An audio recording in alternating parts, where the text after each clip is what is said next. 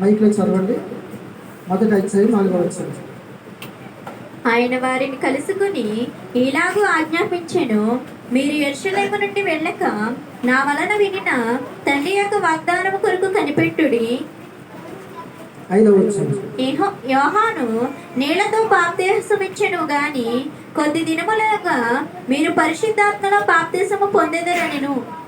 ప్రార్థన చేసుకున్నాం. ప్రతి ఒక్కరు వినగల చెవులు, గ్రహించగల మనసు నాకు ఇవ్వండి దేవా, నాతో మాట్లాడిన దేవుడు అంటే మంచి దేవుడు మనందరితో మాట్లాడబోతున్నాడు. ఆయన పరిశుద్ధుల ప్రేమిగల యేసయ్య వందనాలు. చదవబడిన వాక్యం ఇది. పరిశుద్ధాత్మను రాయించినందుకు వందనాలు నాయనా. పరిశుద్ధాత్మ దిగొచ్చిన రోజులు మేము ధ్యానం చేస్తుండగా మాతో పరిశుద్ధాత్మ దేవుడు ఎందుకు దిగి రావాల్సి వచ్చింది, ఎందుకు మేము పొందుకోవాలని మేము ధ్యానం చేస్తుండగా నన్ను మీ ఆత్మను అభిషేకించండి.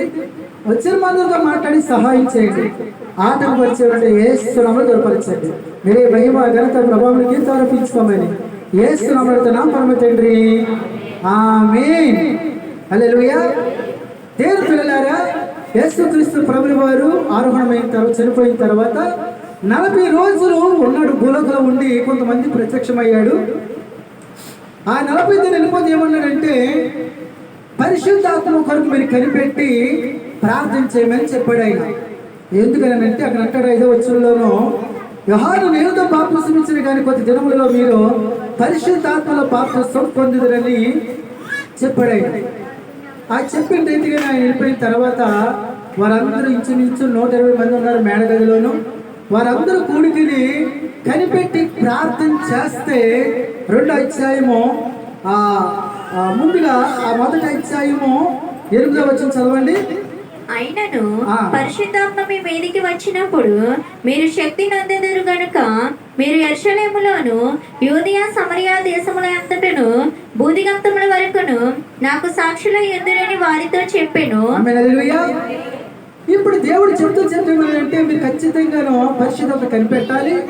ఎందుకంటే పరిశుద్ధాత్మ పొందుకుంటే మీరు ఏం కలిగి ఉంటున్నాడు, అక్కడ శక్తి పొందుకుంటారని చెప్పి యేసుక్రీస్తు ప్రభువు వారు వెళ్ళిన తర్వాత శిష్యులు వీళ్ళందరూ కూడా సేవ చేయాలి కాబట్టి, సువార్త ప్రకటించాలి కాబట్టి, ఆ సువార్త ప్రకటించేటప్పుడు దేవుడి రాజ్య సువార్త గురించి ప్రకటించేటప్పుడు దేవుడు సేవ చేసే ముందు మీరు చేసిన పని ఏంటంటే, నేను వెళ్ళి పరిశుద్ధాత్మను పంపిస్తాను, మీరు ఆయన పొందుకుని అప్పుడు సువార్తకి వెళ్ళమని చెప్పాడు ఆయన. ఆమె హల్లెలూయా.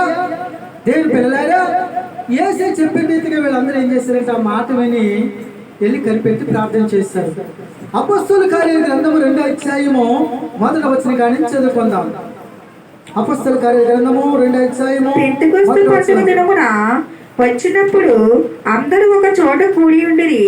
అప్పుడు వేగముగా వీచు బలమైన గాలి వంటి ఒక ధ్వని ఆకాశము నుండి అకస్మాత్తుగా వారు కూర్చుండి ఉన్న ఇల్లంతరూ నిండెను.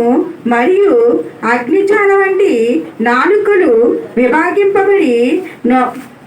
విభాగింపబడినట్లుగా వారికి కనబడి వారిలో ఒకరొకరి మీద రానగా అందరూ పరిశుద్ధాత్మ నిందిన వారే ఆ ఆత్మ వారికి వాక్య శక్తి అనుగ్రహించుకున్నది అన్య భాషలతో మాట్లాడసాగిరి. దేవుని పిల్లలారా, చెప్పిన రీతిగా వారందరూ కనిపెట్టి ప్రార్థన చేశారు. వారందరి మీదకి పరిశుద్ధాత్మ దిగిందని, శక్తి పొందుకున్నారని, అన్య భాషలు మాట్లాడారని వాక్యం సెలవిస్తూ ఉంది. ఆమేన్. హల్లెలూయా. దేవునికి స్తోత్రాలు చెప్పండి. హల్లెలూయా. మీరందరూ కూడా వాక్యాన్ని మీరందరూ తల్ల పైకెత్తి నా వైపే చూడండి. నేను కూడా మీ వైపే చూసి మీ కళ్ళల్లో చూసి చెప్తాను వాక్యం నేను. ఆమేన్. హల్లెలూయా. ఒక పక్కన వేడి, ఒక పక్కన చల్లగాలి, ఒక పక్కనేమో నిద్ర, మరో పక్కన భారం, మరో పక్కన పిల్లలతో ఆటలు, మరో పక్కన రకరకాలుగా జరుగుతున్నప్పుడు చేసిన పని ఏంటంటే, దైవ సేవకుడికి మీరు చూస్తే మీకు ఏ శాతం జోలికి రాడు. దేవుని స్తోత్రాలు చెప్పండి. హల్లెలూయా. వాక్యం చెప్తూ ఉంటానే కానీ ఎవరు చూస్తున్నారు, ఎవరు వింటున్నారు, ఎవరు నిద్రపోతున్నారు అని ప్రతిదీ కనిపెట్టుకుంటూ వెళ్తున్నారు. కాబట్టి నన్ను ఎవరు చూడలేదని కళ్ళు మూసుకుని తాగే పిల్లలకు మాత్రం ఆలోచించవద్దు. మీరు ఎవరు వింటున్నారు, ఏం చేస్తున్నారు పైన దేవుడు చూస్తున్నాడు. అలాగే ప్రార్థనకి సాతాను వస్తాడు, దురాత్మ ఆడి తెలుసు. 3 ఆయన పనివాడికి నేను చూస్తున్నాను. మిమ్మల్ని ముగ్గురు కనిపెడుతున్నారు. హల్లెలూయా.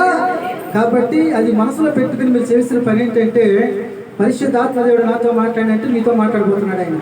ఆమేన్, హల్లెలూయా. ఇప్పుడు యేసయ్య దగ్గర 3.5 సంవత్సరాలు ఉన్నారు శిష్యులు. యేసయ్య ఏం చెప్పేవాడంటే, బ్రతుకున్నప్పుడు నేను వెళ్ళిన తర్వాత మీరు సేవ చేయాలి, నా తర్వాత మీరు అభిషేకం పొందుకోవాలి, నా తర్వాత మీరు నా పని చేయాలని చెప్పాడు ఆయన. 3.5 సంవత్సరాలు పోషించాడు, వాళ్ళకి కావాల్సింది చూసుకున్నాడు. అయితే చనిపోయిన తర్వాత జరిగిన చరిత్ర ఏంటంటే, ఎవరైనా యేసుక్రీస్తు ప్రభుల వారిని నమ్ముకున్నారా? యేసయ్య పని చేశారా? చెరసాలు వేస్తామో చంపేస్తామని బెదిరించారు కాలం. ఆ మాటలకు బెదిరిపోయి చాలా మంది చల్లాచెదరైపోయారు. కొంతమంది నమ్ముకున్న వాళ్ళు చంపేశారు. ఆ భయంకర స్థితిలో వీళ్ళు ఏం చేశారంటే, ఎవరికి తెలియకుండా సీక్రెట్ గా మేడ గదిలో కూర్చొని ప్రార్థన చేస్తున్నారు. హల్లెలూయా. దేవుడు ముందుగానే చెప్పాడు, మీరు అప్పుడే సువార్త చెప్పడానికి వెళ్ళొద్దు, మీరు బయటికి వెళ్ళకండి అని చెప్పకంటే, ఆ 8వ వచనం అంటాడు, పరిశుద్ధాత్మ మీదకి వచ్చినప్పుడు మీరు శక్తి ఉంది కనుక యెరూషలేములోని యూదయ సమరయ దేశము యందును భూదిగంతముల వరకు నాకు సాక్షిగా ఉండాలని వారితో చెప్పాను. నాకు సాక్షిగా ఉండాలంటే మీరు సువార్త ప్రకటించాలి. కాబట్టి ముందు ఆ పరిశుద్ధాత్మని పంపిస్తాను, అతను పొందుకోండి, ఆ శక్తి పొందుకుని అప్పుడే వెళ్ళమని సువార్త. హల్లెలూయా. అప్పుడు వీరందరూ కనిపెట్టి ప్రార్థన చేయగా ఆయన 40 దినాన్ని ఆరోహణం అయితే 50 దినం పెంచుకొస్తే దినం 50 దినాన్ని పరిశుద్ధాత్ముడు వచ్చాడు. ఆ మేడగదిలో 120 మంది ఉన్నారు. అందరూ ఆత్మ పొందుకున్నారు, అందరూ అన్య భాషలో మాట్లాడారని వాక్యం సెలవిస్తూ ఉంది. ఆమేన్, హల్లెలూయా. దేని పిల్లలు సంఘానికి వచ్చిన తర్వాత మీరు అందరూ పరిశుద్ధాత్మ పొందుకోవాలి, అందరూ అన్య భాషలతో మాట్లాడాలి. ఆమేన్, హల్లెలూయా, హల్లెలూయా. ఆయన శక్తితో నింపబడినప్పుడు, పరిశుద్ధాత్మ నింపబడినప్పుడు మనం ఆయన కంట్రోల్లోకి వెళ్ళిపోతాం. కాబట్టి అప్పుడు మనము మన నోటంటే ఏమొస్తాయంటే అన్య భాషలు వస్తాయి. అది పరిశుద్ధాత్మ శక్తి పొందుకున్న వాళ్ళు మాత్రం మాట్లాడగలుగుతారు ఆ భాష. అంటే ఒక విధంగా చెప్పాలంటే ఏటీఎం కార్డులు అందరికీ ఉంటాయి, కానీ సీక్రెట్ నెంబర్లు ఎవరి కాళ్ళకి సపరేట్గా ఉంటాయి. అంతేనంటారమ్మా? లేకపోతే నాకున్న నెంబర్ మీకుంటుందా? ఉండదు. ఒకవేళ నా నెంబర్ పెట్టుకెళ్ళి నువ్వు అదే నెంబర్ కొత్త పిన్ని యాడ్ చేద్దామని ఒప్పుకోదు. ఎవరికైనా సెపరేట్. నీకు ఎందుకని ఆ కోడ్ ఉపయోగించి నీ సెపరేట్గా నీకు కావాల్సినప్పుడల్లా డబ్బులు ఎలా తీసుకుంటావు? పరిశుద్ధాత్మను పొందుకుంటే ప్రార్థన చేసేటప్పుడు చాలా మంది ప్రార్థన, పౌలు గారు అంటాడు, నేను మనస్సుతోనూ ప్రార్థన చేస్తాను, ఆత్మతోనూ ప్రార్థన చేస్తాను అంటాడు. మనస్సుతో ప్రార్థన ఏంటంటే, ఇప్పుడు ప్రార్థన చేయమన్నాం అనుకోండి, మీరు చేస్తున్నారు చూసారు ప్రార్థన, పెదాల ప్రార్థన చేస్తున్నారు చూసావా, అది మనసుతో చేసిన ప్రార్థన. ఆత్మ ప్రార్థన ఏంటంటే, ఇంకా అది దేవుడి తప్ప ఇంకెవరికి వినిపించదా ప్రార్థన, లాస్ట్కి సాతాను కూడా తెలియదా ప్రార్థన. ఆమేన్, హల్లెలూయా. అందుకే పరిశుద్ధాత్మ పొందుకుంటే మీరు ప్రార్థన చేసేటప్పుడు ఒకసారి ఆత్మ ప్రార్థన చేస్తామనుకోండి, అది ఎలాగనిపిస్తుందంటే మనసుకు తృప్తి ఉండదు. మన ప్రార్థన ఎలా ఉంటుందంటే, ఒక అరగంట ప్రార్థన చేస్తామనుకో, అరగంటలో బోర్డు విషయాలు మాట్లాడతాం దేవుడికి దగ్గర కదమ్మా. నాయన నన్ను, నా పిల్లలు, నా కుటుంబాన్ని, నా సంఘాన్ని అయిపోతారు, 5 నిమిషాలు అవుతుంది. మళ్ళీ బంధువులు, స్నేహితులు 5 నిమిషాలు అయిపోతారు. ఇలాగ అరగంటగా అందరూ నీ హృదయంలో ఎవరైతే గుర్తొచ్చారో అందరి కోసం చేయగానే అరగంట అయిపోతుంది. ఆమేన్ అంటారు. అబ్బా చాలాసేపు చేసిన ప్రార్థన, మొత్తం చేసేసిన ప్రార్థన, చాలాసేపు చేసిన ప్రార్థన అని నీ మనసులో ఏమైపోతుంది? తృప్తి అనిపిస్తుంది. ఎందుకంటే నీ మనసులో గుర్తొచ్చింది ప్రతిదీ నోటితో పలికేసిన కాబట్టి లోపలికి ఏమీ లేదు. ఉందంటారా? పాత్రలన్నీ ఖాళీ ఉంటాయి. అమ్మయ్యా భారం అంతా తీరిపోయింది అనుకుంటాం. ఆత్మ ప్రార్థన చేసే వెళ్ళకుంటుందంటే నీకు మనసు సంబంధించింది కాదు కాబట్టి అది 2 నిమిషాలు ప్రార్థన చేసిన, అరగంట చేసిన, గంట చేసిన మనసు మాత్రం తృప్తి ఉండదు. కానీ ఆ ప్రార్థనే బలమైంది. ఆమేన్, హల్లెలూయా. అంటే మనం ఎలా ప్రార్థించాలో మనకు తెలియని వాక్యం సెలవిస్తూ ఉంది. ఆయన ఆత్మస్వరూపి కాబట్టి ఆయన మనలో ఉండి మన పక్షాన ప్రార్థన చేస్తాడని వాక్యం సెలవిస్తూ ఉంది. హల్లెలూయా. అది మనసుకు అర్థం కాదు, దేవుడికి అర్థమవుతుంది. అంతేనే ఖచ్చితంగా ప్రతి ఒక్కరూ ఆత్మ తెలుపబడాలి, అన్య భాషలతో మాట్లాడాలి. ఆమేన్, హల్లెలూయా, హల్లెలూయా. ఇప్పుడు వాళ్ళు శక్తి పొందుకున్నారు కాబట్టి ముందుగానే చెప్పాడు, శక్తి ఎందుకు పొందుకోవాలి అని అంటే, నా తర్వాత మీరు సువార్త పని చేయాలంటే, దేవుడు పని చేయాలంటే దేవుడు ఆత్మ నింపబడితేనే చేయగలుగుతాం పని, లేకపోతే చేయలేదని దేవుడు తెలుసు. ఆమేన్, హల్లెలూయా. దేవుడి పని జరగాలంటే, దేవుడి పని చేస్తామంటే ఆ వ్యక్తిలో దేవుడు ప్రేరేపిస్తేనే కానీ, దేవుడు ఆత్మ అంటే కానీ దేవుడి పని ఎవరు చెయ్యలేరు. హల్లెలూయా, హల్లెలూయా. ఇప్పుడు నేను కొన్ని వారాల నుంచి కొంచెం పెద్దలకడే రావాలమ్మా, ప్రార్థన చేయాలమ్మా, పాటలు పాడాలమ్మా మీరు అందరూ అని చెప్తా ఉన్నాను.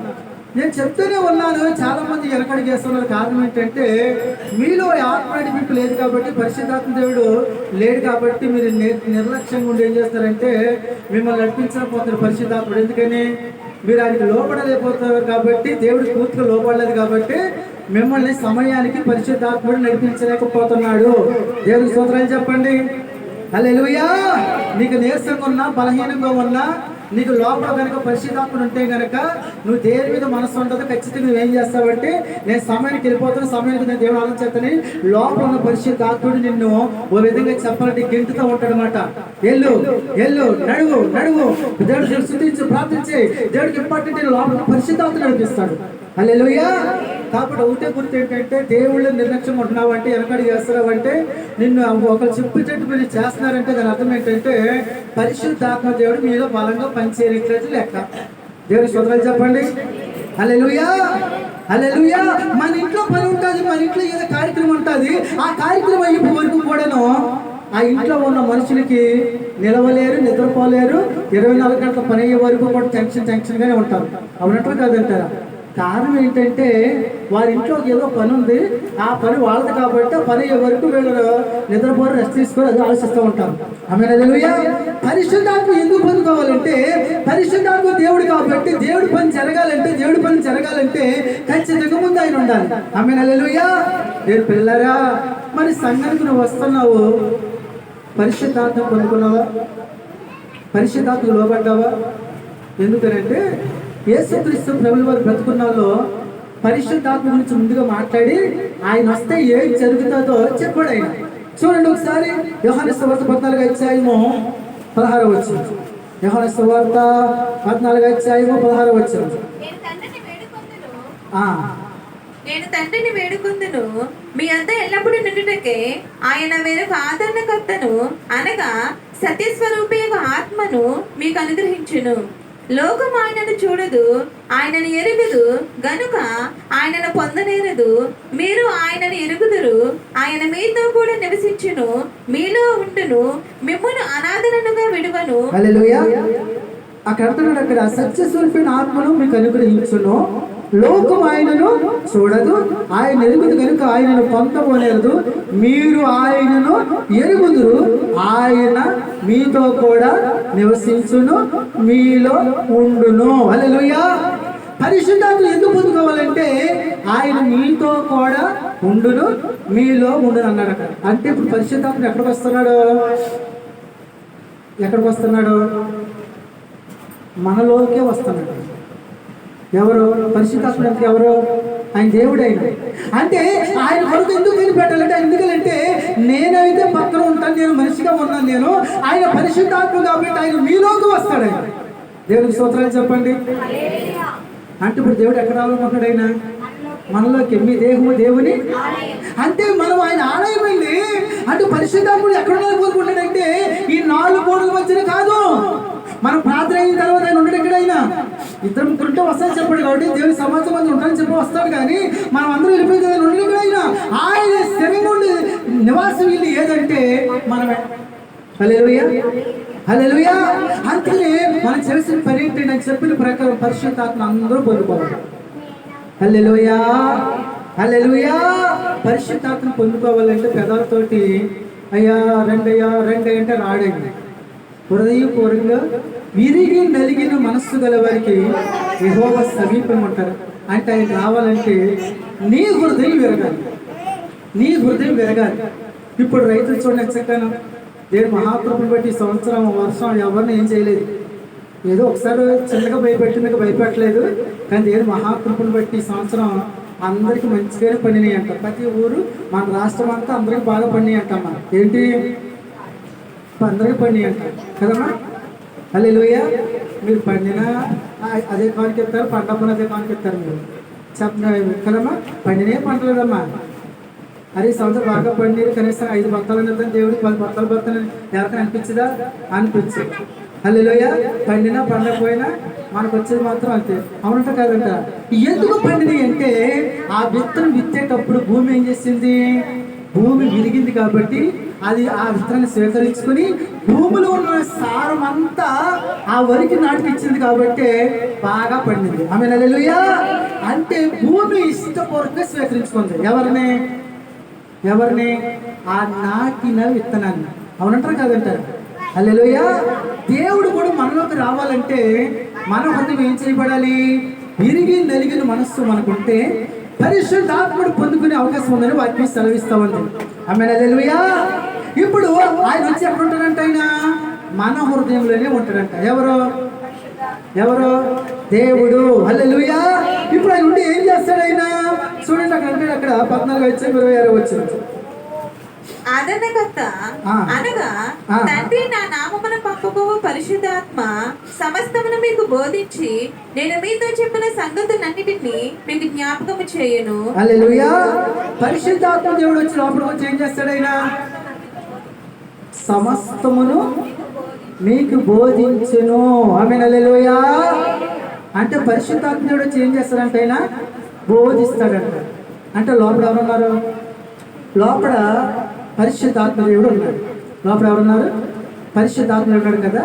ఇప్పుడు మీరు ఎక్కడికి వెళ్ళినా లోపల ఆయన కాబట్టి ఆయనే బోధిస్తాడంట. ఎలా నడవాలి, ఎలా జీవించాలి, ఎక్కడ ఉండాలి, ఎక్కడ ఉండకూడదు, ఏం చెయ్యాలని సమస్తము మీకు బోధిస్తానని చెప్పాడు ఆయన. ఆమేన్ హల్లెలూయా. దేవుని పిల్లారా, ప్రస్తుత కాలం ప్రజలు సరైన మార్గంలో నడవకోకుండా వంకర టెంకర మార్గం కూడా వెళ్ళిపోతుందో తెలుసా మీకు? వారికి నడిపించే నాయకత్వం సరిగ్గా లేదు. ఇప్పుడు పిల్లల తల్లిదండ్రులు సరిగ్గా నడిపించలేకపోతున్నారు. పిల్లలకు సరైన మార్గం చూపించలేకపోతున్నారు తల్లిదండ్రులు. లాస్ట్కి ఎవరి మార్గం వాళ్ళకి ఎలాగైపోయిందంటే ఇష్టానుసారం అయిపోయింది మార్గం. ఎందుకంటే ఏది నడవాలో తెలియదు, ఏది తినాలో తెలియదు, ఏం చేయాలో తెలియకుండా అయిపోయింది. అయితే పరిశుద్ధాత్ముడు లోపలికి వచ్చినప్పుడంట మీకు సమస్తమును బోధించును అన్నాడు. ఆమేన్ హల్లెలూయా. నేను పిల్లలు అందుకనే మందిరానికి పిల్లల్ని ఎందుకు తీసుకురావాలో తెలుసా? మందిరానికి యవనస్తులు ఎందుకు తీసుకురావాలో తెలుసా? మందిరానికి కుటుంబాలు ఎందుకు రావాలంటే మందిరానికి వచ్చిన తర్వాత దేవుడు ఏం చేస్తాడంటే అభిషేకిస్తాడు. పరిశుద్ధాత్మ దేవుడు ఏం చేస్తాడంటే ప్రతి ఒక్కరు హృదయంలోకి రావాలనుకుంటాడు ఆయన. హల్లెలూయా. హృదయం అనే తలుపు తెరిస్తే నేను వస్తానని చెప్పాడు ఆయన. ఇక్కడికి వచ్చిన తర్వాత ఆయన ఏం చేస్తాడంటే ప్రతి ఒక్క హృదయాన్ని తాగుతాడు ఆయన. అప్పుడు నీ హృదయం తెరిచే వరకు నీలోకి వస్తాడు ఆయన. నీలోకి వచ్చాడా నువ్వు ఎలా పొందుకోవాలో చెప్తాడు, ఎలా నడవాలో చెప్తాడు, ఎవరితో మాట్లాడాలో చెప్తాడు, ఎవరి ఇంట్లో ఉండాలో చెప్తాడు, ఎక్కడికి వెళ్ళాలో అన్నీ చెప్తాడండి. హల్లెలూయా. ఎంత ఆశ్చర్యం నిజంగాను, ఎంత దీవెనండి. అందుకని పరిశుద్ధాత్మ పొందుకు. ఎందుకంటే ఆయన లోపలికి వచ్చి సమస్తము మీకు ఏం చేస్తాడంటే ఆయన బోధిస్తాడు. హల్లెలూయా. హల్లెలూయా. 15:26 వచ్చిన కూడా చదువుకుందాం. తండ్రి యొద్ద నుండి మీ వద్దకు నేను పంపబో ఆదరణకర్త అనగా తండ్రి యొద్ద నుండి బయలుదేరి సత్య స్వరూపైన ఆత్మ వచ్చినప్పుడు ఆయన నన్ను గూర్చి సాక్ష్యం ఇచ్చును. మీరు మొదటి నుండి నా యొద్ద ఉన్నవారు కనుక మీరును సాక్ష్యం ఇద్దరు. ఆమేన్ హల్లెలూయా. సమస్తను బోధించడమే కాదు, అక్కడ అంటాడు అక్కడ ఆదరణకర్త అనగా తండ్రి యొద్ద నుండి బయలుదేరి సత్య స్వరూపైన ఆత్మ వచ్చినప్పుడు ఆయన నన్ను గురించి సాక్ష్యం ఇచ్చాను. హల్లెలూయా. అంటే పరిశుద్ధాత్మ ఎందుకు వస్తాడంటే నీకు అన్నీ చెప్తాడు, నీకు అన్ని మంచి చెడ్డ అన్ని చెప్తాడు నీకు ఆయన. రెండు, ఆయన ఎవరి గురించి బోధిస్తాడంట? యేసయ్య గురించి బోధిస్తాడంట. ఆమేన్ హల్లెలూయా. అంటే యేసయ్య గురించి బోధించడం ఏంటి? యేసుక్రీస్తు ప్రభువు వారు ఎందుకు వచ్చాడైనా, ఎలా ఈ లోపల ఎలా జీవించాడైనా, ఎలా బ్రతికాడైనా, ఎలా చనిపోయాడైనా, ఎలా రాబోతున్నాడైనా అని పరిశుద్ధాత్ముడు ఎప్పటికప్పుడు నీకు 24 గంటలు యేసయ్యని నీ ముందు పెట్టి నీకు నడిపిస్తాడైనా. ఆమేన్ హల్లెలూయా. అంటే పరిశుద్ధాత్మ ఉన్న వ్యక్తి ఎవరి గురించి మాట్లాడతాడంటే ఆయన నోట్ అంటే ఏం మాట్లాడతా తెలుసా? యేసయ్య మాటలే వస్తాయి, ఇంకేం మాట్లాడారు. అంటే దాని అర్థం ఏంటి? మందిరంకి వచ్చిన తర్వాత మీరు అందరూ ప్రార్థన చేస్తారు కదమ్మా. ఉదాహరణకి వాస్తవంగా అందరూ ముందు కోరుకునేది ఏంటంటే ఇల్లు కావాలని కోరుకుంటారు, అంతేనమ్మా. వంటకు తిండి వంటకు లేకపోతే తింటా ఉండలేకపోయినా ఇల్లు ఉంటే చాలండి అని అందరు ఇల్లే కోరుకుంటారు ముందు. అవును కదంటారా?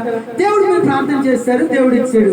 మీరు ప్రార్థన చేయాలంటే 5 చెప్తారు, 5 ప్రార్థన చేస్తారు, సంఘం ప్రార్థన చేస్తారు, రోజు ఉపవాస ప్రార్థన జరుగుతాయి. ప్రతి ప్రార్థనలో కూడా మీరు అయ్యా ఇల్లు తెచ్చి అడిగమా, ఇల్లు ఇచ్చాడు దేవుడు. ఇల్లు ఇచ్చిన తర్వాత దేవుడు నువ్వు అడిగింది ఇల్లు ఇచ్చాడు అనుకోండి, ఇచ్చిన తర్వాత మన ఇంటికి అయ్యగారు రావచ్చు, విశ్వాసాలు రావచ్చు, బంధువులు రావచ్చు, స్నేహితులు రావచ్చు, ఇరుగు పొరుగులు రావచ్చు, మీ ఊర్లో అందరూ రావచ్చు, మీ ఇంటికి ఏదో సొంతలు వస్తారు. వచ్చినప్పుడు మనం చేయాల్సిన పని ఏంటి? అదే పరిశుద్ధాత్మ నీరు అనుకో, నువ్వేమంటావు చెప్పనా? ఆ వచ్చిరాగా నేను కూర్చోబెట్టి, అమ్మా నీళ్ళు తాగుతావా, టీ తాగుతావా అని ఇస్తే కూర్చున్న తర్వాత వాళ్ళు నీ ఇంట్లో కూర్చుంటారు కదా, అమ్మా మంచి ఇల్లు కట్టుకున్నావమ్మా, మంచి ఇల్లు కట్టుకున్నావమ్మా. వాళ్ళు దేవుడు నమ్ముతుంది అనుకున్నాడు. అమ్మా నువ్వు మంచి ఇల్లు కట్టుకున్నావమ్మా, మీరు బెలె కట్టారమ్మా, కిటికీ బెలె కట్టారమ్మా, దూరపు బెలె కట్టారమ్మా, మీరు మీరు మీరు అంటూ ఉంటారు. వాళ్ళకి దేవుడికి తెలియదు కాబట్టి. అదే దేవుడు అనుకుని పిల్లలు వచ్చారనుకోండి, దేవుడికి మంచి ఇల్లు ఇచ్చాడమ్మా, దేవుడికి మంచి అంటారు. దేవుడు నమ్ముతారు కాబట్టి. ఇప్పుడు నీ ఇంటికి నమ్ముకున్న వాళ్ళు వచ్చినా, నమ్ముకున్న వాళ్ళు రాకపోయినా, వచ్చినా రాకపోయినా, నీ నోటంటే నువ్వు పరిశుద్ధాత్మక ఉంటే ఏమంటావు తెలుసా? అమ్మా ఈ ఇల్లు వచ్చి తెలుసా, మేము ప్రార్థన చేసుకున్నామమ్మా, నా ఏసీ ఇచ్చాడమ్మ వెళ్ళమ్మా, అమ్మా నా ఏసీని దీవించాడమ్మా, నా ఏసీ నన్ను ఆశీర్వదించాడమ్మా, మేము ఏసులో ప్రార్థన చేసామమ్మా, ఆ ఏసు వల్ల మాకు కలిగిందమ్మా అని నీ నోటంటే ఎవరి మాట వస్తుంది? ఏసీ మాట వస్తుంది. డబ్బులు ఖర్చు పెట్టావు, వాడుకున్న దేవుడు నీ భార్యని, నీ భర్తని, పిల్లలు వాడుకున్నాడు, అందరిని వాడుకున్నాడు. కానీ ఆ మాటలు రావు నీకు. నీ ఎవరు వచ్చినప్పుడు చెప్పే మాట ఏంటంటే, అక్కడ వాళ్ళు అంటారు, అమ్మా భలే తెలివితేటలు దేవుడు నీకు భలే జ్ఞానం తెలివితేటలు ఇచ్చాడమ్మా అంటారు. అనగా నేను చాలా మంది ఏమవుతారంటే, నిజమే కదా, మరి మేము జ్ఞానం తెలియదు కాబట్టి ఇంత బాగా కట్టావు, మాకు ఎవరు కట్టలేరు అనుకుని వాళ్ళ మాటలకి వీళ్ళకి చేయకూడదు అంటే వాళ్ళు పొగడగానే వీళ్ళకి గాలి కూడా పెరిగిపోయి, అవునండి మీరు అంత జ్ఞానమైన తెలియదు చెప్పి అప్పుడు మళ్ళీ బయటకు చదువుతాను. అవునండి మా ఆయన జ్ఞానమేనండి, తెలియలేదండి, ఈ బాత్రూమ్ అండి మా ఆవిడ సెలక్షన్ అండి, ఆ కిటికీ ఏం చూసారా అది మా ఆయన సెలక్షన్ అండి, ఆ కిటికీ ఓసన చూసారా అది మా పిల్లల సెలక్షన్ అండి. అంటే ఇప్పుడు మనకి ఎవరు మాట్లాడుతున్నాయి అంటే వాళ్ళు పొగడగానే ఏసై పక్కకి వెళ్ళిపోయాడు. ఇప్పుడు ఎవరు వచ్చింది? ఏకం వచ్చింది ఇప్పుడు నీకు ఏకమా? అది చూసారు చెప్పింది దొరకమాట. మరి అంతే మరి ఏసై మరి ఇవి రాకపోకుండా తను పొగుడుకునే వాడికి ఏకం అన్నట్టు దొరకమే. మరి దొరకమే రానవద్దు, మరి ఏసై మాట రానవద్దు అసలు నోట అంటాను. ఆమె అదే నువ్వు పరిశుద్ధాత్మ అనుకో, వాళ్ళు ఎలా మాట్లాడినా నీ నోట ఏమవుతుంది తెలుసా? ఏసయ్యమ్మా, దేవుడమ్మా, దేవుడమ్మా, దేవుడు చెప్పమ్మా, దేవుడమ్మా, మా జ్ఞానం అల్లేమ్మా అంటే లోపల పరిశుద్ధాత్ముడు ఏం చేస్తాడంటే, నీ కార్యం చేసింది యెహోవా ఇల్లు కట్టించిన ఎడల కదా, అంటే దేవుడే కట్టించాడు నీకు. ఆ పరిశుద్ధాత్ముడు లోపల ఏం చేస్తాడంటే, ఆయనకి చెందవలసిన మహిమ ఎవరికి చెందనుకోకుండానో ఆయన నీ లోపల నీ నోటంట దేవుడి మాట వచ్చేట్టు చేస్తాడు. హల్లెలూయా. అందుకని ఖచ్చితంగా మనం ఎవరు కలిగి ఉండాలి? పరిశుద్ధాత్మని కలిగి ఉండాలి. ఆమేన్, హల్లెలూయా. చూడండి అక్కడే చూడండి, యోహాను సువార్త 16:7 కానించి. అయితే నేను మీతో సత్యము చెప్పుచున్నాను, నేను వెళ్ళిపోవడం వలన మీకు ప్రయోజనకరము.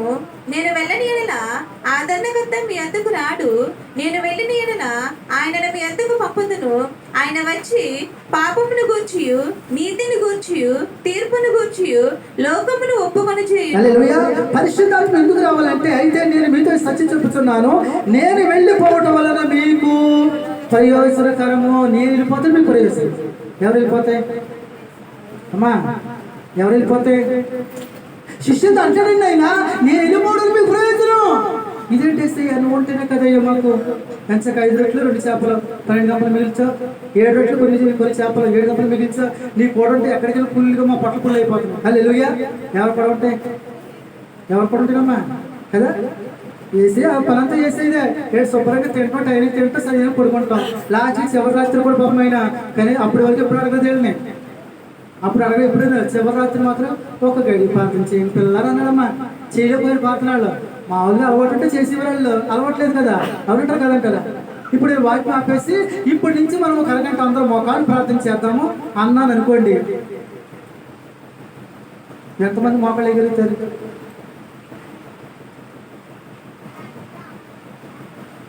ఒక అరగంట సేపు మోకాలు ప్రార్థన చేద్దాం అన్నానమ్మా. దేవుడి దాసుడిగా కాపరిగా అన్నాను. ఇప్పుడు నేను వాక్యం ఆపేస్తాను, ఒక అరగంట సేపు అందరూ మోకాలు ప్రార్థన చేద్దామని నేను మోకరించాను. మన నాతో పాటు మీరు కూడా ఏం చేయాలి? మోకరించాలి కదా. ఆ ఇంటికాడ అలవాటు ఉన్న వాళ్ళకి ఓకే మోకాలు ప్రార్థన కదా, మన ఇంటికాడ వేస్తారు కదా అని ఈజీగా వేసేస్తారు. అలవాటు వాళ్ళు ఏం చేస్తారు? హాస్పిటల్ వేసుకుని ఒకళ్ళు మనకు కూర్చేలాగా కొంతమంది, లేదంటే పక్కన వాళ్ళు ఒకళ్ళు మొత్తం ప్రార్థనే. నేను ఏమన్నాను? మోకాళ్ళు ప్రార్థన అన్నారు. అంటే మోకాళ్ళు ప్రార్థన అంటే 2 చేతులు పైకెత్తి అమ్మా ఏమేయడు అమ్మా అమ్మా మోకాళ్ళు అంటారుగా అమ్మా ఇలా మోకాళ్ళు వేసి 2 చేతులు ఎత్తి ఇలాగ ఒక అరగంట సేపు ప్రార్థన చెయ్యాలి అన్నాను కదా. ఇదే కదా మోకాళ్ళకి ఎలా ఉందా? చాలా సులువు, చాలా ఈజీ. అవునంటారు కదంటారా? ఇప్పుడు ఇంటిలో అలవాటు ఉన్న వాళ్ళకి చాలా ఈజీ. ఈజీ మోకాళ్ళ చేత నాతో కూడా ప్రార్థన చేస్తారు. అలవాటు లేకపోతే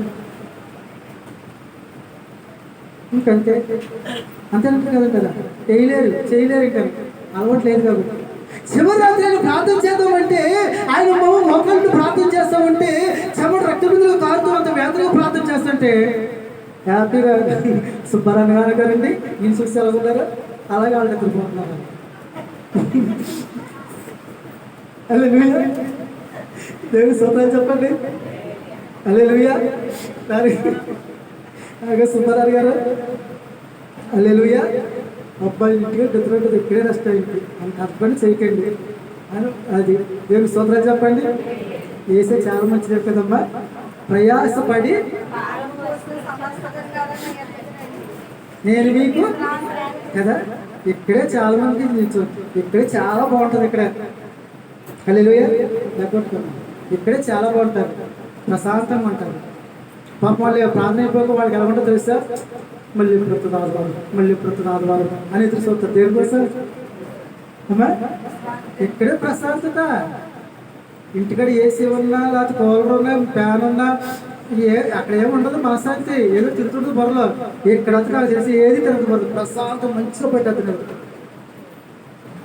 పాత్ర అయితే ఆమె అంతా చూడండి, వాళ్ళు జింక పిల్లలకు బలి గొంతులేసుకుంటూ వెళ్ళిపోతారు ఇంటికి. అంత శక్తి పొందుకుంటున్నారు. హల్లెలూయా. అవునంటారు కదంటారా? దేవుని స్తోత్రాలు చెప్పండి. వేసి 3 సార్లు లెక్క కొట్టాడు. ఇంకా అయిపోయింది, అర్థమైపోయింది. ఆయన టైం అయిపోయింది. లేకండి అన్నట్టు ఆయన పట్టేసుకున్నారు. ఏడు పని ఏంటి? ఆమె హల్లెలూయా. దేవుడు పిల్లలు పరిశుద్ధాత్మ వచ్చినప్పుడు ఏం చేస్తాడు? నేను వెళ్ళడం ప్రయోజనం. ఎందుకంటే పరిశుద్ధాత్ముడు మీలో ఉండి ఏం చేస్తాడంటే మీకు బోధిస్తాడు, సమస్తం వివరిస్తాడు. హల్లెలూయా. పరిశుద్ధాత్మ మీలో ఉండడానికి నిద్రపోతున్నాం ఏంటి? దేవుడు స్తుతించవా, ప్రార్థన చేయవా అని మాట్లాడమని చెప్తాడు ఆయన. ఆమె హల్లెలూయా. పరిశుద్ధాత్మ మీలో ఉండడానికి ఏంటి? అక్కడ వెళ్ళిపోతున్నావు ఏంటి? ఫోన్ చూస్తున్నావు ఏంటి? అట్టు మొత్తం ఆయన గైడెన్స్ ఎత్తండి. ఎవరు చెప్పవసరం మీకు? ఆమె హల్లెలూయా. పరిశుద్ధాత్ముడు వచ్చినప్పుడు ఏం జరుగుతుందంటే చూడండి, అక్కడ అంటాడు, అక్కడ 8వ వచనం, ఆయన వచ్చి పాపమును గూర్చియు నీతిని గూర్చియు తీర్పును గూర్చియు లోకమును పంచం చేయును. హల్లెలూయా. పరిశుద్ధాత్మ వచ్చి ఏం చేస్తాడంటే పాపముల గురించి చెప్తాడు, నీతిని గురించి చెప్తాడు, తీర్పుల గురించి చెప్తాడని చెప్పాడు దేవుడు. హల్లెలూయా. ప్రస్తుతానికి లోకం ఎలాగైపోయింది తెలుసా? ఎక్కడ చూసినా పాపం, ఘోరమైన పాపం జరుగుతుందండి. మనం చిన్నప్పుడు విన్నాము, పలానా చోట ఎక్కడో ఇక్కడ అలా జరిగిందంటే ఇలా జరిగింది అనుకున్నాం. కానీ ప్రస్తుతానికి మన ఊర్లోనే జరుగుతుంది. ఘోర కార్యాలు జరుగుతున్నాయండి. ఘోరమైన పాపం జరుగుతుందండి. పరిశుద్ధాత్మ నుంచి ఏం చెప్తాడంటే అయ్యో పాపలు ఉండొద్దు, పాపలు ఉంటే కనుక రేపు నరకానికి వెళ్ళిపోతారు మీరు, అయ్యో ఎదురు పరలోక రాజ్యం ఉంది అని పాపం గురించి చెప్తాడంటే ఆయన. నువ్వు చేసే తప్పని చెప్తాడంటే ఆయన. ఎందుకంటే అల్పకాల పాపము అనుభవించడం కంటే క్రీస్తు సన్నిధిలో అనుభవించిన గొప్ప మేలని మోషే ఏ విధంగా ఎంచుకున్నాడో. మోషే రాజకుమారుడు అండి. ఆయన రాజు అయిపోవాలి. కానీ ఒక రోజు బయటకు వచ్చి ప్రజలు చూస్తాడు, దేవుడు ప్రజలు చూస్తాడు. వాళ్ళు ఎంత కష్టపడుతున్నారు, ఎంత శ్రమ పడుతున్నారు, అవన్నీ చూసి తట్టుకోలేక నాకు ఏ రాజరికం వద్దు, నాకు ఈ సుఖభోగం నాకు ఏమొద్దు, ఉన్న ప్రతి దినాలు నా ప్రజల కోసం బ్రతికించాలనుకుని అదంతా విడిచిపెట్టేసుకున్నట్టు ఆయన. హల్లెలూయా. హల్లెలూయా. కారణం ఏంటి? పరిశుద్ధాత్ముడు నీలోకి వచ్చినప్పుడు పాపం గురించి చెప్తాడు ఆయన. ఏం పిల్లరా, ఇప్పుడు తెలియదు చాలా మందికి. రేపు పొద్దున సమయం అయిపోతుంది. ఒకవేళ యేసయ్య గారికి వచ్చాడనుకోండి, ఎవరైతే పాపను విడిచిపెట్టుకోకుండా ఎవరైతే లోకంలో ఉండిపోతారో ఖచ్చితంగా శ్రమకాలంలో ఉండిపోతారో, తర్వాత నరకానికి వెళ్ళిపోతారని వాక్యం అంటుంది. హల్లెలూయా. పోనీ ప్రజలు ఏమైనా బుద్ధి చెప్తారు ఎవరికన్నా? అమ్మా పోనీ ప్రజలు ఏమన్నా, అయ్యో ఆ కుర్రోడు దారి తప్పిపోతున్నాడు, అమ్మాయి దారి తప్పిపోతుంది, అయ్యో వాళ్ళు దారి తప్పిపోతుంది, పాపంలోకి వెళ్ళిపోతున్నారు, అయ్యో రేపు పొద్దున దేవుడు ఆశీర్వాదం వాళ్ళకి ఉండదు, నశించిపోతారు అని ఏమన్నా చెప్పేవాళ్ళు ఉన్నారు మనకి? ఉన్నారంటారా అమ్మా? ఎవరైనా మంచి చెప్పేవాళ్ళు ఉన్నారు ప్రజలు? ఎవరు లేరండి. వాళ్ళకి తెలుసు వాళ్ళు చేస్తున్న పాపం తెలుసు. మనకెందుకురా చేయను, దేవుడి సభ పొందుకుంటారని వదిలేస్తారు తప్ప ఎవరు చెప్పలేకపోతున్నారు. అయితే పరిశుద్ధాత్ముడు కూడా చేంజ్ చేస్తాడంట, పాపం గురించి ఒప్పింపజేస్తాడంట. హల్లెలూయా. ఆయన ఏం చేస్తాడంట, మనం చేసి ప్రతి పని ఇది మంచిగా చేయడం పది చెప్తాడంటండి. ఆయన పాపం గురించి ఖచ్చితంగా తెలుసుకోవాలంటాడు. హల్లెలూయా. నీతిమంతుడు లేడు, ఒక్కడు లేడు, అందరూ పాపం చేసి దేవుడు నిగ్రహించే మహిమను పొందుకోలేకపోతున్నాడు. హల్లెలూయా. దేవుని పిల్లలు పరిశుద్ధాత్ముడు ఎందుకు కావాలంటే ముందు పాపం గురించి చెప్తాడు. ఆయన ఒక్కడే చెప్తాడు, ఇంకెవరు చెప్పరండి. రెండు, పరిశుద్ధాత్ముడు వస్తే ఏం చెప్తాడంట, నీతిని గురించి. హల్లెలూయా. దేని గురించి చెప్తాడు ఆయన? నీతిని గురించి చెప్తాడన్నాడు ఆయన. నీతిని గురించి అంటే ఏంటి? చాలా మంది ప్రజలు తెలుసా, ఎవరు ఉన్నారండి పరిశుద్ధంగా అసలు? చెప్పండి, ఎవరో చెప్పండి, నీతి గురించి చెప్పండి అన్నారు అందరం. హల్లెలూయా. యేసుక్రీస్తు ప్రభుల వారి లోకానికి వచ్చాడండి. ఆయన 33 సంవత్సరాలు జీవించాడండి. ఆయన ప్రపంచానికి ఒక సవాలు విసిరిన ఆయన, నాలో పాపం ఉందని మీలో ఎవరు నేరస్థాపన చేస్తారో అని సవాలు విసిరాడు ప్రపంచానికి. ఆయనలో ఏ పాపం పట్టుకోలేకపోయారండి ఆయన్ని. ఆయన సువార్త చేస్తున్న 3.5 సంవత్సరాల కాలంలో ఆయన ఎక్కడ దొరుకుతాడా, ఆయన నోటితో, చూపుతో, పాపంతో, మాటతో ఎక్కడ దొరుకుతాడని చాలా మంది చుట్టూ వెతికారండి, పట్టుకోలేకపోయారండి. అంత నీతిమంతుడు ఎవరు తెలుసా? యేసుక్రీస్తు ప్రభుల వారు. హల్లెలూయా. పరిశుద్ధాత్మ నీలోకి వచ్చినప్పుడు ఎవరి గురించి చెప్తాడంటే యేసయ్య గురించి చెప్తాడు. యేసయ్య ఎందుకని? ఆయన లోపల పాపం చేయలేదు. యేసయ్య గురించి ఎందుకని? ఆయన నీతిమంతుడిగా బ్రతికాడు. హల్లెలూయా. మరి ఆయన నీతిమంతుడు బ్రతికినప్పుడు మనం బ్రతకలేమా? మనం బ్రతకలేము నీతిమంతుడిగా? బ్రతకలేమా అమ్మా? యేసయ్య నీతిమంతుడు బ్రతికినప్పుడు మనం బ్రతకలేమా? చెప్పండి. యేసయ్యలాగా మనం బ్రతకలేమా? యేసయ్య మనలాగా రక్తమాసం కలిగి జీవించాడా, లేకపోతే ఏమైనా కొత్త ఆత్మ కలిగి జీవించాడు లోకంలో ఉన్నప్పుడు? చెప్పండి. సేమ్ మనకలాగే కదా. మరి ఆయన నీతిమంతుడు మనం కూడా జీవించవచ్చు, మన కష్టం కాదండి. ఎందుకని? యేసుక్రీస్తు ప్రభుల వారిని పరిశుద్ధాత్మ శక్తితో నింపబడ్డాడు. ఆమేన్. హల్లెలూయా. అదే పరిశుద్ధాత్మ కలిగి ఉంటే ఆయనలాగా నీతిగా బ్రతకడం చాలా ఈజీ అండి. ఆమేన్. హల్లెలూయా. నేను పిల్లలారా, పరిశుద్ధ లేఖ కొంతమంది వ్యక్తుల గురించి పరిశుద్ధతో రాసిన మాట ఏంటంటే, ఏం రాయించాడు? యోబు నీతిమంతుడు, యథార్థవంతుడని ఆయన గురించి రాయబడిందా లేదా? ఇప్పుడు యేసేపు మరియా దగ్గరికి వచ్చి, అమ్మ దయ్యాపురాజుకి శుభము అని చెప్పి, మరి తర్వాత దేవదత్త యేసేపు అయిన నీతిమంతుడితో మాట్లాడిందా లేదా? అక్కడ యేసేపు గురించి రాయబడిన మాట ఏంటి? నీతిమంతుడు రాయి కదా. అవును కదా. అంటే పరిశుద్ధాత్మ కలిగి ఉంటే నీతిగా బ్రతకడం చాలా ఈజీ. దేవుని స్తోత్రం చెప్పండి. హల్లెలూయా. హల్లెలూయా. అంటే పరిశుద్ధాత్మ ఎందుకు పొందుకోవాలంటే పాపం గురించి చెప్తాడు ఆయన. 2, నీతి గురించి చెప్తాడు ఆయన. 3, రాయబడిన మాట తీర్పుని గురించి చెప్తాడు. హల్లెలూయా. దేని గురించి? 3 దాని గురించి కూడా మాట్లాడతాడు ఆయన. దేని గురించి? అమ్మా, నువ్వు పాపం విడిచిపెట్టి నీతి బ్రతికితే కనుక రేపు ఉదయం తీర్పు ఉందమ్మా, ఆ తీర్పులో తేలిపోయేవంటే నరకానికి వెళ్ళిపోతావమ్మా, రేపు తీర్పు ఉందని చెప్తాడు ఆయన.